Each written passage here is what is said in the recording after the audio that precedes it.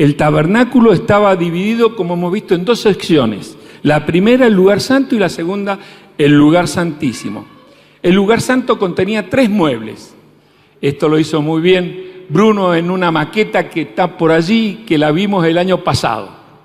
Una de ellas era el candelero, símbolo de Cristo, juntamente con su pueblo como luz en medio del mundo.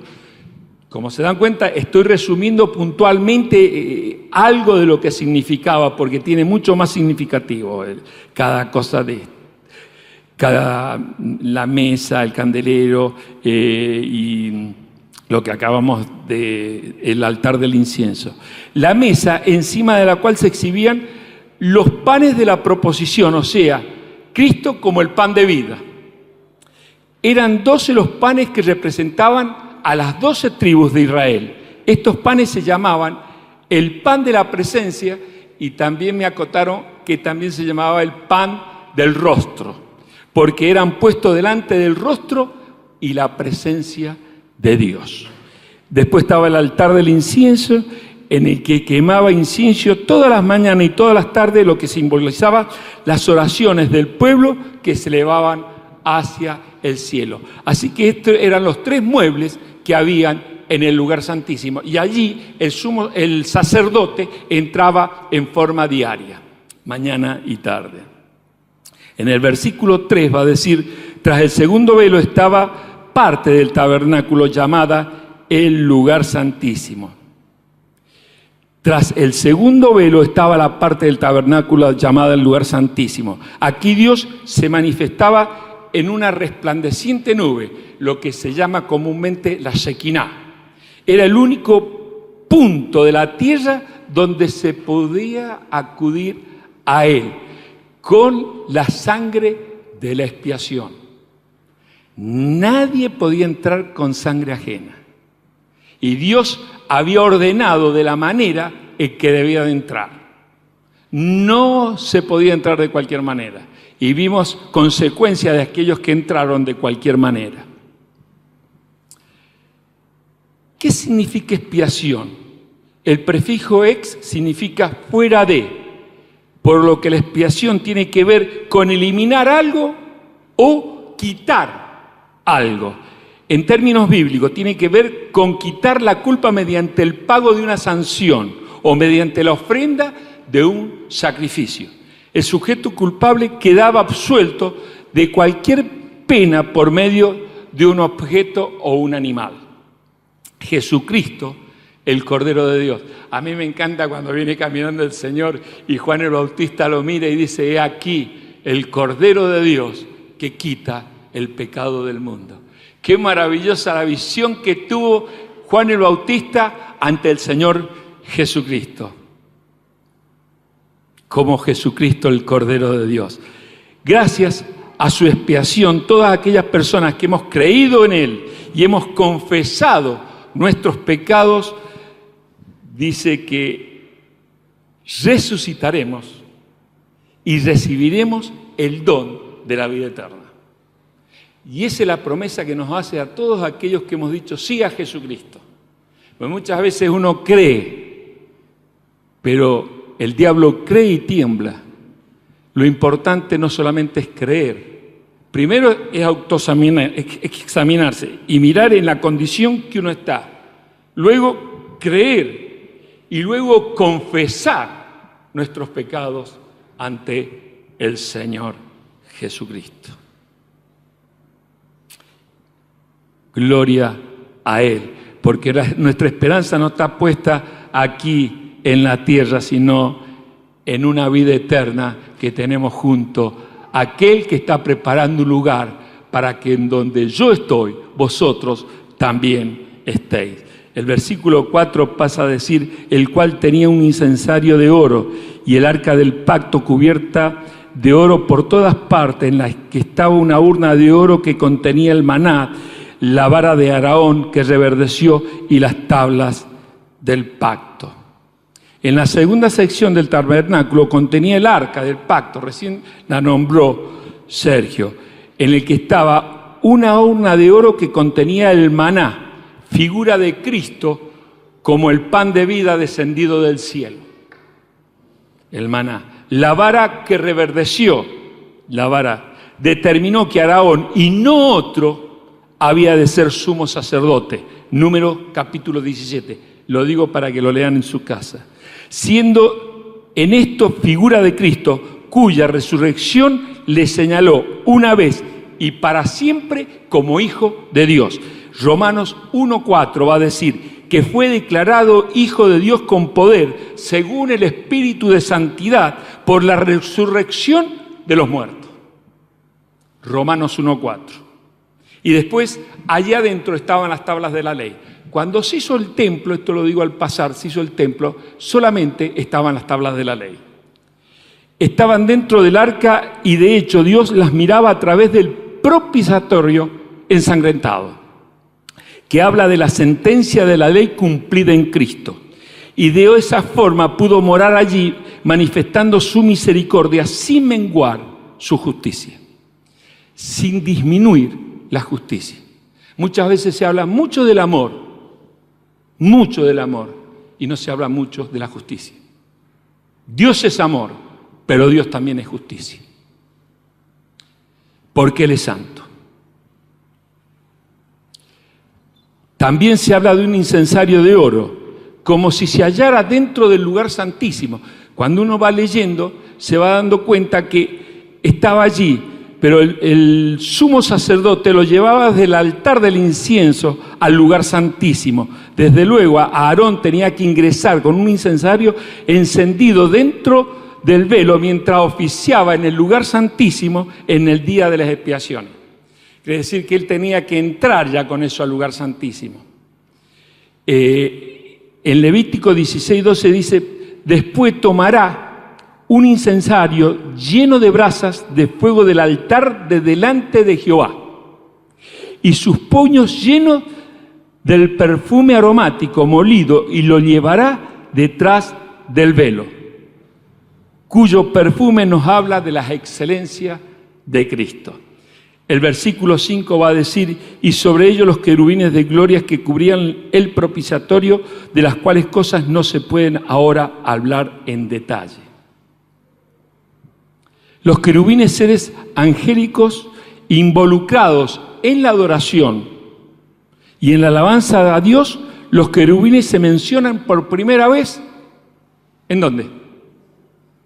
Fuerte. En Edén. Génesis 3:24. Echó pues fuera al hombre y puso al oriente del huerto de Edén querubines, y una espada encendida que se revolvía por todos lados para guardar el camino del árbol de la vida. No podían entrar. Había puesto el Señor querubines. Antes de su rebelión, Satanás era un querubín. Y esto lo podemos encontrar en Ezequiel 28:12 al 15. El tabernáculo y el templo, junto con sus artículos, contenían muchas representaciones de querubines.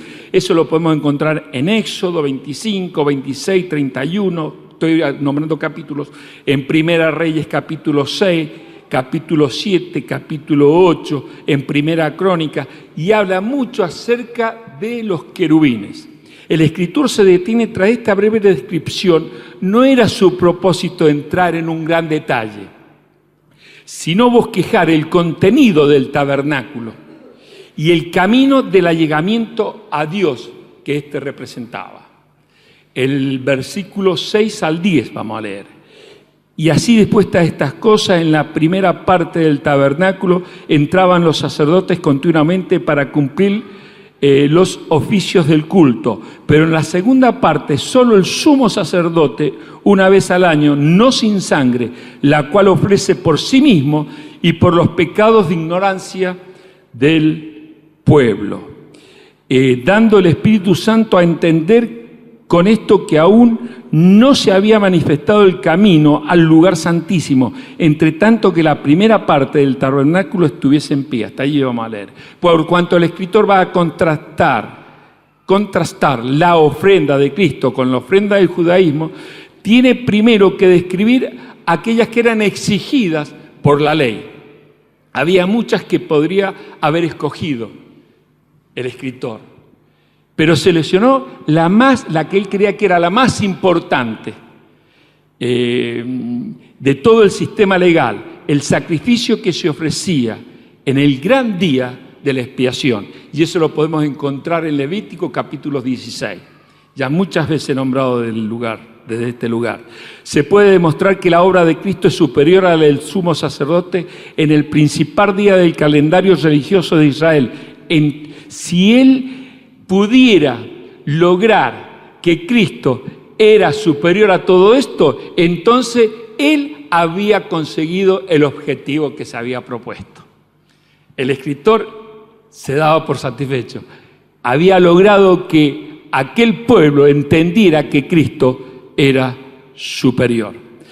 Los sacerdotes entraban en forma diaria al lugar santo, repetida vez en cumplimiento de sus deberes rituales. Al común del pueblo no se le permitía entrar. Solamente entraban al lugar santo los sacerdotes. Solo un hombre en el mundo podía entrar en el lugar santísimo. Era el sumo sacerdote de Israel. Podía entrar un día al año y ese día era el día de la expiación, como leímos. Y cuando entraba tenía que hacerlo con un recipiente con sangre, la cual primero, ante el animal, traía un animal, lo mataban, primero por sus pecados y los de su familia, y después por los pecados del pueblo. Pero primero por su pecado. Se veía claramente la importancia de llegar a la presencia de Dios, pero al mismo tiempo el acceso era muy dificultoso, una sola vez al año, e infrecuente. Puso de relieve las enormes dificultades para que el hombre pecador pudiese estar en la presencia de Dios para adorarle. Una sola vez entraba. Ahora, ¿qué es lo que exige Dios del hombre para que entre al lugar santísimo? Para que nosotros entremos al lugar santísimo. A mí me gustaría que leyeran 1 Timoteo 2:8 y otro hermano que lea Santiago 4:8. 1 Timoteo 2:8. Con voz fuerte. 1 Timoteo 2:8.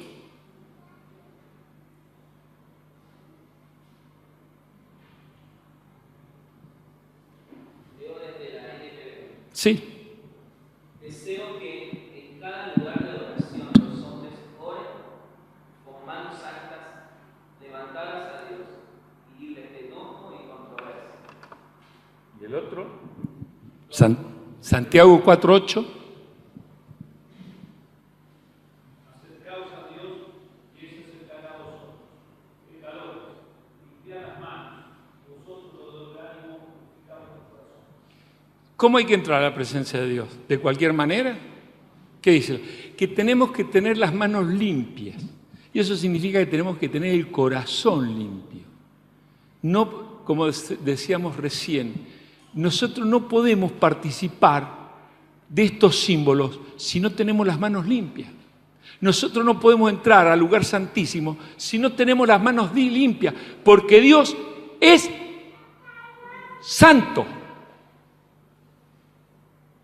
Y Él no permite que nada impuro entre en la presencia de Dios. ¡Ay del sacerdote como entraba! Tenía que cumplir todos los requisitos de Dios. Ahora bien, ¿cómo entramos nosotros a la presencia de Dios, hermanos? ¿Cómo oramos cuando estamos a solas con el Señor? O cuando estamos aquí, como pueblo de Dios. Para que entremos al lugar santísimo, tenemos que tener corazón limpio, manos limpias. Tenemos que haber sido perdonados por el Señor Jesucristo. Por eso el Señor, en aquella noche que Sergio mencionó hacia el pasar, allí en aquella noche el Señor lavó los pies de los discípulos. Porque los pies de los discípulos se ensuciaban durante el día como tus pies y mis pies. Y necesitamos la limpieza de nuestro amado Señor y Salvador, día a día, para poder tener comunión con Él. Había profundas verdades espirituales relacionadas con esto. El Espíritu Santo estaba con ellos enseñando que el pecado había establecido una distancia entre el hombre y Dios, que el hombre debía acercarse a Dios por medio de un mediador y que el mediador debía acercarse a Dios solo por medio de la sangre de una víctima sacrificial, no de otra manera. Era una lección material para enseñar que aún no se había abierto para los adoradores el camino a la presencia de Dios. Este deficiente acceso prosiguió mientras el primer tabernáculo estaba en pie. El tabernáculo siguió teniendo su posición hasta la muerte, sepultura y resurrección de Cristo. Los principios que proclama acerca del acercamiento a Dios se mantuvieron válidos hasta que el velo del templo, dice, fue rasgado en dos, desde arriba abajo. Gloria a Dios, porque la salvación viene de Dios. La salvación ningún hombre puede alcanzarla por motivos propios, porque él piensa que por obras o por lo que hace puede alcanzar la salvación. La salvación no es de abajo hacia arriba, la salvación viene desde arriba hacia abajo. Por eso, cuando va a escribir el evangelista que se rompe el velo, hace una aclaración, porque él podría haber dicho el velo se rasgó, se rompió, pero no, el velo se rompió, se rasgó de arriba abajo. Gloria al Señor. Mas Jesús, habiendo otra vez clamado a gran voz, entregó el Espíritu, y aquí el velo del templo se rasgó en dos, de arriba abajo, y la tierra tembló, y las rocas se partieron. Cuando Dios le mostró a Moisés el tabernáculo, fue desde adentro hacia afuera, no desde afuera hacia adentro. Pero el hombre tiene que entrar desde afuera hacia adentro. ¿Se dan cuenta, hermanos? Lo que Dios demanda de nosotros y demandaba de su pueblo. El sistema del tabernáculo es un símbolo para el tiempo presente, una imagen de algo mejor por venir. Era una imperfecta representación de la obra perfecta de Cristo. Era una sombra de lo que había de venir. Las obras levíticas tenían que ver con cosas externas. Las ofrendas tenían que ver con un pueblo que estaba en relación de pacto con Dios. Finalmente los sacrificios eran temporales, apuntaban a la venida de Cristo y a su perfecta ofrenda. Después leemos del 11 al 22, yo no lo voy a leer por amor al tiempo, y del 11 al 22 va a comenzar. Empieza con una hermosa frase que indica claramente la transición de lo viejo a lo nuevo, pero estando ya presente Cristo.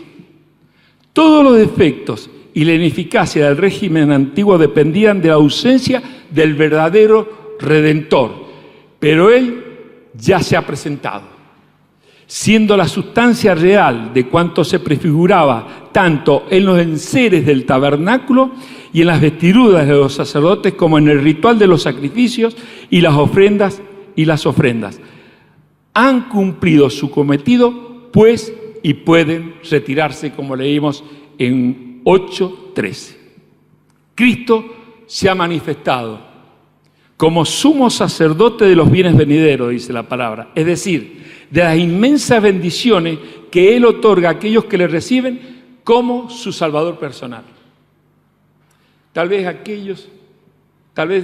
alguna persona no ha tenido un encuentro personal con Jesucristo. Hoy es el momento de poder entregar su corazón y poder entrar a ese lugar sagrado, que es donde está Dios, al lugar santísimo, reconociéndolo a Cristo como el único y suficiente Salvador. Nuestro Señor Jesucristo entró una vez para siempre en el santuario. En el momento de su ascensión, entró en la presencia de Dios, habiendo acabado la obra de la redención. en el Calvario. Nunca debiéramos dejar de regocijarnos acerca de las palabras una vez y para siempre. Qué hermoso. Que la Biblia, la palabra de Dios, porque esto es palabra de Dios en donde quiera que esté, diga una vez y para siempre. La obra está finalizada, la obra está consumada. Y cuando Cristo estaba en la cruz del Calvario, Él dijo, consumado es, la obra está completa, nada hay que añadirle. Muchas veces el hombre quiere añadirle obras para alcanzar el cielo. La obra, dice el Señor, está completa, no por obra, para que nadie se gloríe. Así que gloria al Señor que la obra está completa y que nosotros, aquellos que hemos dicho sí a Jesucristo, hemos sido salvos por gracia. Ofreció su propia sangre, no la sangre de becerros y de machos cabríos. La sangre de los animales no tiene poder para quitar, limpiar los pecados. Era efectiva solo en los casos de ofensas técnicas como el ritual religioso. ¿Y saben qué? Cuando llevaban al animal para matarlo, si le hubieran preguntado al animal si quería ir, el animal, si pudiéramos, ¿no es cierto? El animal hubiera dicho, no, ni loco quiero ir ahí. No quiero morir, no es mi tiempo. Él se hubiera resistido. Y aquellos que han matado animales ven cómo el animal se resiste a morir. Cómo chilla, cómo se queja. En cambio el Señor dice que Él puso la vida para volverla a tomar. Él de mí mismo. Él fue voluntariamente al Calvario, al monte Calvario. Y allí Él fue crucificado voluntariamente para cargar mis pecados y tus pecados.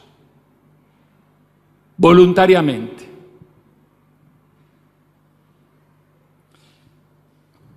Pero la sangre de Cristo es de un valor infinito. Su poder es suficiente para perdonar y limpiar todos los pecados, pasados, presentes y futuros. Todos, naturalmente, su poder solo es aplicable a aquellos que acuden a Él por fe. Nada más. Aquel que no acude a Cristo como único y suficiente Salvador, sus pecados no son perdonados. Para ser perdonados tienen que pasar por la cruz. Por su sacrificio, dice, ha obtenido eterna redención. Los antiguos sacerdotes conseguían una expiación anual. Para notar la diferencia entre el sacrificio de Cristo y las ceremonias de la ley, el escritor pasa ahora al ritual de la becerra roja. Si uno va leyendo el capítulo, va a ver que la ceniza de la becerra roja, como vamos a decir ahora, bajo la ley, si un israelita tocaba un cuerpo muerto, quedaba ceremonialmente impuro durante 7 días. El remedio era mezclar la ceniza de una becerra con agua pura de un manantial y rociar a la persona contaminada en el día 3º y 7º. Entonces quedaba pura. Números 19, 17, para que lo noten y lo lean en su casa. Si estas cenizas tenían tal capacidad, ¿cuánto más la sangre de Cristo será poderosa para purificar nuestras conciencias de todos, absolutamente de todos nuestros pecados? Qué hermoso que cuando nos presentamos a Dios, Él nos ve a través de la sangre del Cordero de Dios y nos ve sin mancha, nos ve puro. Y eso se lo debemos a Cristo, el gran Cordero de Dios.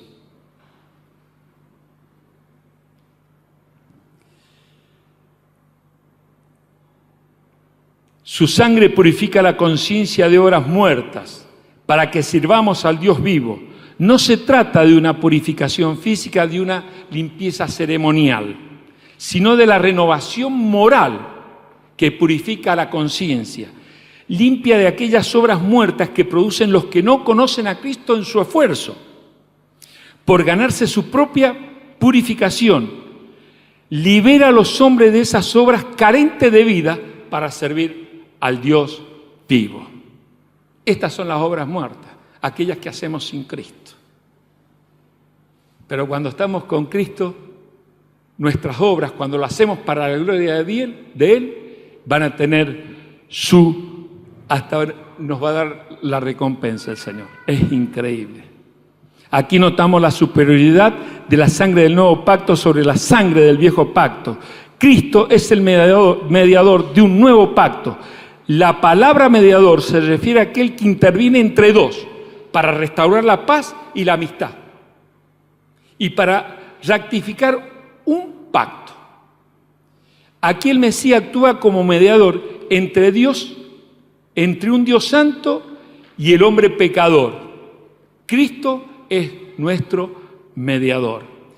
Por su muerte en la cruz, Él elimina el pecado que producía la separación entre el hombre y Dios. Cuando el pecador acepta los méritos del sacrificio del Mesías, deja de existir la culpa y la pena de su pecado.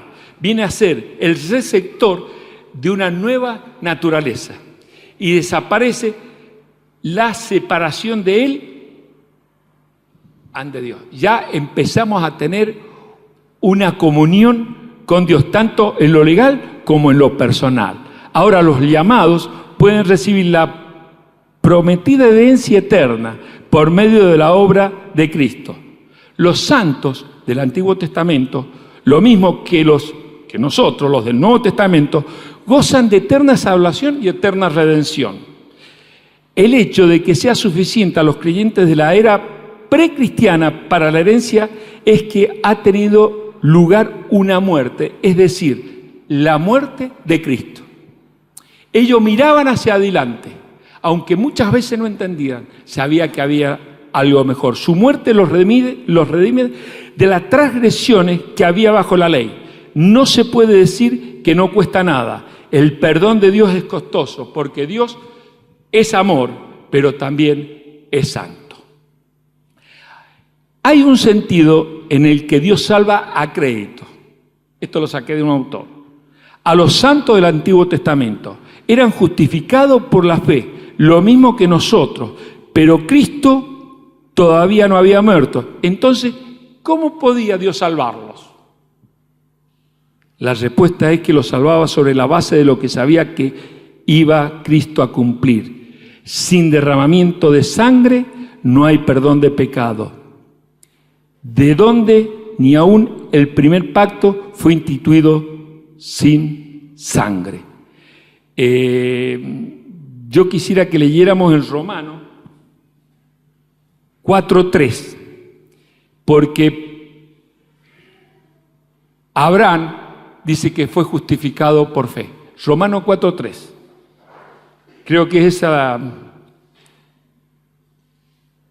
¿La tenés, Mauri? Léelo. Porque, ¿qué dice la Escritura? Creyó Abraham a Dios y le fue contado por justicia. Creyó Abraham a Dios. ¿Y saben qué? Moisés también, y le fue contado por justicia. Elías también, y le fue contado por justicia. Y qué hermoso que en el monte de la transfiguración, cuando el Señor descendió allí para mostrar algo de su gloria, estaban Elías y Moisés. Porque ellos creyeron a Dios, tuvieron fe en Dios y le fue contado por justicia.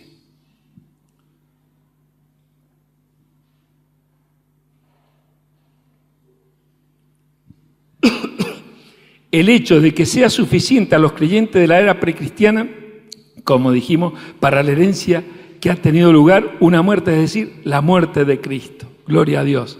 Hay un sentido en el que Dios salva, como dijimos, a crédito. Y sin derramamiento de sangre no hay perdón de pecado. Perdonen, hermanos. Ellos sabían poco o nada de la obra de Cristo, de que la obra de Cristo iba a efectuar, de aquella obra que Cristo iba a efectuar en el Calvario. Pero Dios sí lo sabía e imputó el valor de aquella obra a cuenta de ellos. Ya la imputó. Cuando ellos creían aquella revelación que Él les daba de sí mismo. Después, si leemos Hebreos 9, del 23 al 28, el autor de Hebreos sigue pensando en la supremacía del sacrificio de Jesús y comienza con un vuelo de pensamiento que es apasionante. Recordemos una vez la idea básica de la carta, de que el culto de este mundo no es más que una sombra del culto real.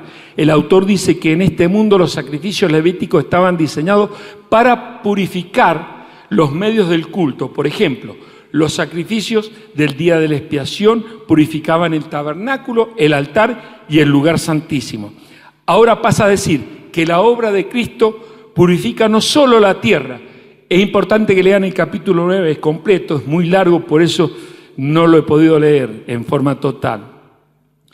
Porque ahora pasa a decir que la obra de Cristo purifica no solo la tierra, sino también el cielo. Y un autor dice, porque en el cielo se originó el pecado. Fíjense, Satanás pecó y fue destituido del cielo, arrojado desde el cielo. Eso lo dice un autor.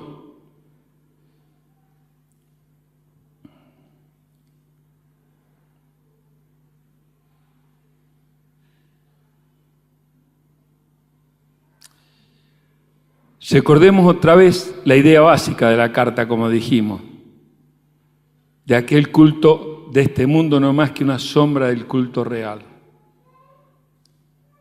que purificaba nada más que el tabernáculo, el altar y el lugar santísimo.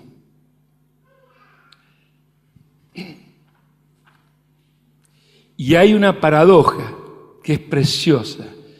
En Cristo se da la paradoja más grande del mundo, la paradoja de la más excelsa gloria y del más humilde servicio.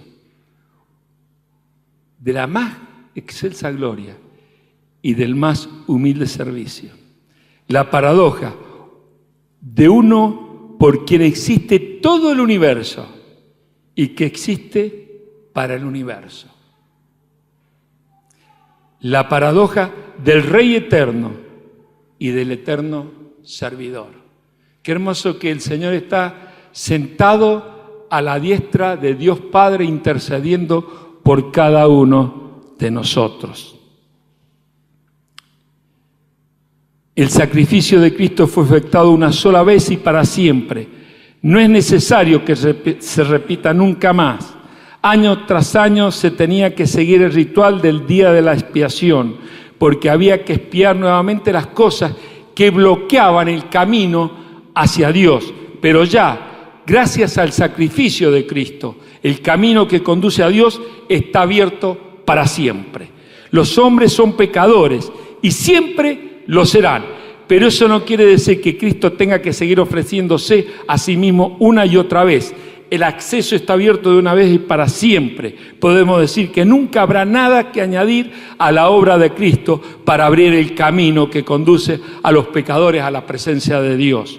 Jesús dijo, yo soy el camino, la verdad y la vida, y nadie va al Padre sino por mí. Y en Hebreos 10, 19 al 20 y 22a dice, así que hermanos, teniendo libertad para entrar en el lugar santísimo por la sangre de Jesucristo, por el camino nuevo y vivo que Él nos abrió a través del velo, esto es su carne, y teniendo un gran sacerdote sobre la casa de Dios, acerquémonos, dice, con corazón sincero, en plena certidumbre de fe. Y por último, el autor a Hebreos traza un paralelismo entre la vida del hombre y la vida de Cristo. El hombre muere y después de esto el juicio. Eso ya era un golpe para los griegos que pensaban que todo terminaba con la muerte. Y puse algunos ejemplos, lo que dijo Esquilo. Una vez que la tierra bebe la sangre de una persona, ya no hay más muerte. No hay resurrección. No creían en otra vida. Eurípides dijo, no puede ser que los muertos vuelvan a vivir, vuelvan a la luz. Lo significativo de este pasaje de Hebreos es su certeza de que el hombre resucitará, a la advertencia de que resucita para ser juzgado. Con Cristo es diferente. Murió, resucitó y volverá otra vez, no para ser juzgado, sino para juzgar. La iglesia primitiva no se olvidó nunca de la esperanza en la segunda venida, latía en toda su fe. Quienes se unen con Cristo por la fe, nacen, viven y podrán morir en lo físico. Pero la muerte es ya un enemigo vencido por Cristo. Y no esperamos el juicio, sino la gloria de participar eternamente en la vida de la resurrección de un Señor y Redentor. Y eso lo podríamos leer en 1 Corintios 15, 54, 55 y 57. Y para ir terminando, hasta tales gloriosas alturas nos ha elevado el pensamiento inspirado del autor. El tabernáculo en el desierto ha quedado muy atrás y desde este humilde punto de partida hemos subido a grandes alturas del pensamiento, desde donde hemos vislumbrado las sublimes realidades del verdadero tabernáculo, viendo cómo el sumo sacerdote eterno administraba y administra los tesoros que adquirió por el precio de rescate de la cruz, para luego enriquecer la vida de seres redimidos que serán capacitados para desarrollar una plena actividad espiritual por las vastas esferas de la nueva creación. Un día estaremos con el Señor, disfrutando de lo que el Señor ha preparado. El tiempo habrá pasado para dar lugar a la sucesión sin fin de los siglos, que surgirán, cada uno con su maravilloso signo distintivo de la mente del Eterno. Y en el medio del trono, el Cordero como inmolado. Me encanta cuando Juan en esa visión vio a Jesucristo como el Cordero recién inmolado. Y termino con la doxología de Judas que dice: y aquel que es poderoso para guardarnos sin caída y presentaros sin mancha delante de su gloria con gran alegría, al único y sabio Dios, nuestro Salvador, sea gloria y majestad, imperio y potencia, ahora y por todos los siglos. Amén. Que el Señor bendiga su palabra.